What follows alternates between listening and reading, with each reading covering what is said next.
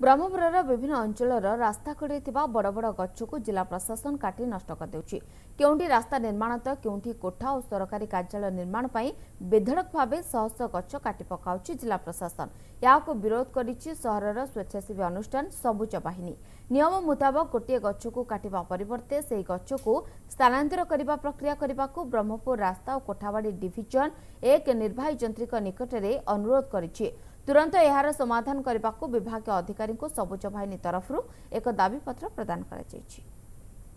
17/7/2019 आसते गोटे लेटर देलु पीडब्ल्यूडी को एसई को जे कि जो गछ हो पारे रिप्लांट कर से लेटर भी इश्यू करते 18-19 तारीख 19/7/2019 से रिसीव करते आम गोटे मेमोरेंडम देते आम गोटे लेटर देते सेटा भी कार्यकारी है उन्नतीकरण होगा आम लक्ष्य उन्नति हो किंतु उन्नतीकरण ना जो प्रकार अवनति होती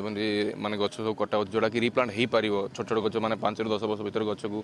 रिप्लांट कर किंतु से करूना माने नेग्लेक्ट कर गोटे दाबी कर रिक्वेस्ट कर मानि